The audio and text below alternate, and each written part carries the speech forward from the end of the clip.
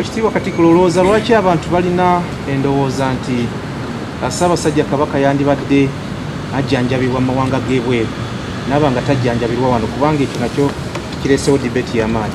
Anti kati okujjanjabibwa wano abantu babwogerera ebintu bingi. Oluusi mu malwaliro tewabaayo ddagala, oluusi tewabaayo byuma, oluusi n'abasawo tebabeerayo. Kale ekyo kijja mangu omuntu n'akyogera. Naye omulwadde yenna okugenda ebweru kisinziira ku basawo kye balowooza kiba kyetaagisizza. Oyinza okuba nga obulwadde nga tebwetaaga kgenda bweru. Oli Kabaka yamulabye omulundi gumu. Ndowooza abaasembayo okumulaba mu January gagulawo olukiiko lwa Buganda. Bangi bati baddangayo okumulaba. Naye yalowooza nti mukole kino mukole kino. Ate ffe ababeera naye buli lunaku ffe tetusobola kulaba kintu ekyo. Kabaka mu lubiri tabeerayo yekka. Abo bonna babeera basobola kulaba kintu ekyo. Naye omuntu asinzidde eri bbinikira ye ategeddwa obwetaavu ogenda ebweru. Tokiraba Robert Mutebi ekyo nakyo kikijja. Waliwo n'abantu abali ku mitimbagano tebakuŋŋaanya ssente. Tebakuŋŋaanya ssente za kujjanjaba Kabaka. Muve ku mitimbagano gijja basuula ku nkongo.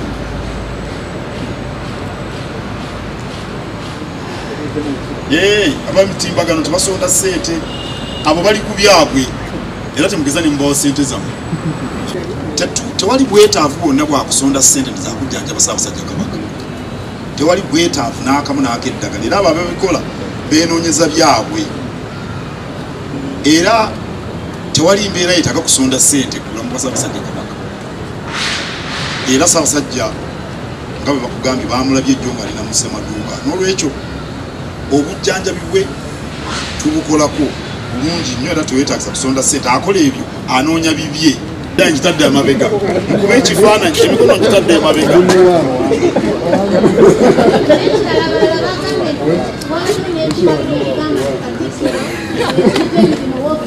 Ndiki?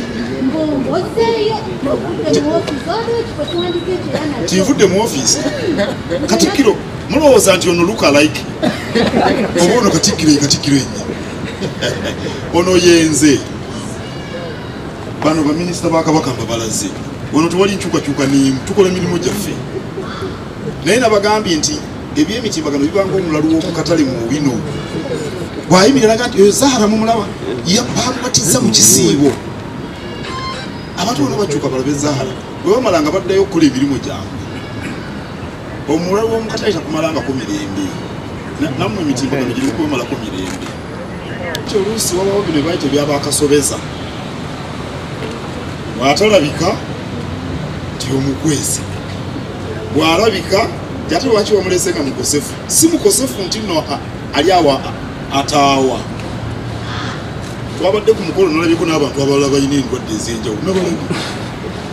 Nabalabye. Kabaka yekka si yabadde omulwadde be nalabye awadde abalwadde abawerako. Naye mwamulabye bulungi yatambudde yekka n'ava mu mmotoka tali ku muggo tewali amukutteko. Apuli 21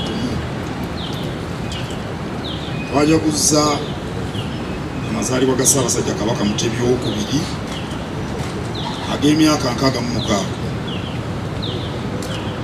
Tumukulisa nnyo era tusaba Katonda amwongere obuwangaazi.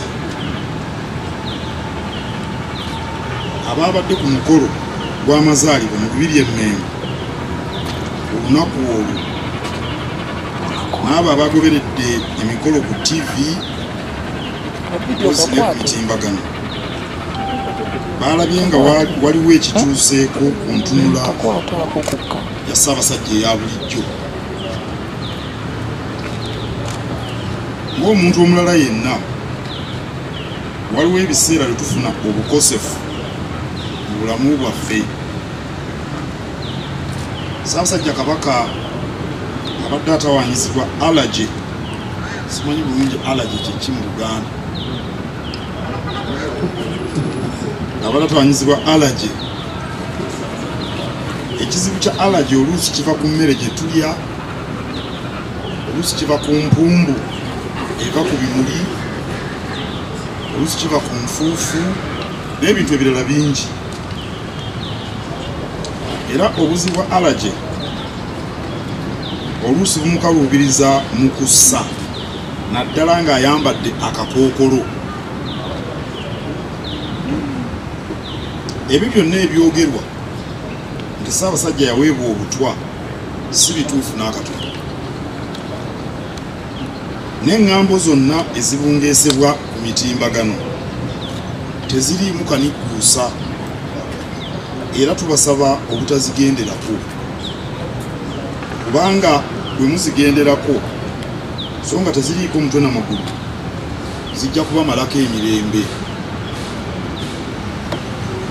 Bwe tubeera abakosefu tufuna obujjanjabi, era ne ku Kabaka bwe kiri tulina abasawo abakugu abamukolako, era twesiga nti embeera ya nnyinimu bajja kugitereeza. Njagala okugumya Obuganda nti embeera ya Ssaabasajja ekwatiddwa mu ngeri ya kikugu, era tusuubira ng'eno bwe tusaba omutandavuunuka embeera eno mu bbanga ery'okumpi.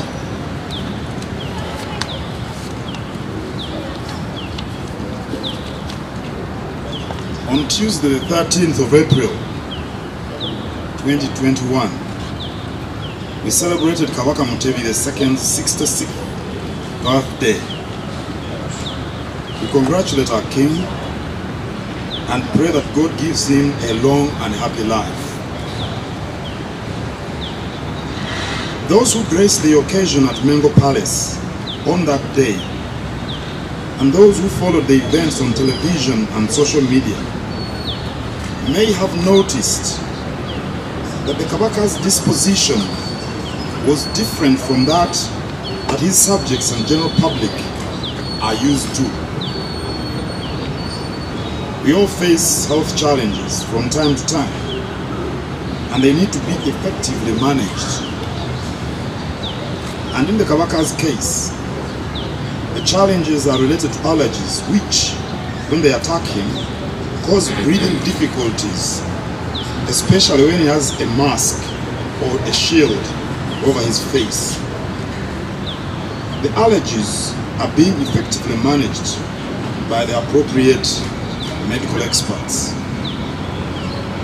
The rumors doing the rounds that the Kabaka was poisoned are totally false.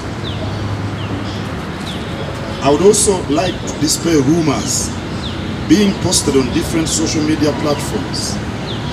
They are baseless and should be totally disregarded. Otherwise, they will cause undue anxiety. I would like to assure the people of Buganda and all Ugandans that the Kabaka's condition is managed with requisite expertise, and we hope and pray that the Kabaka will achieve full recovery soon. Ai Katonda, Kuuma Kabaka waffe.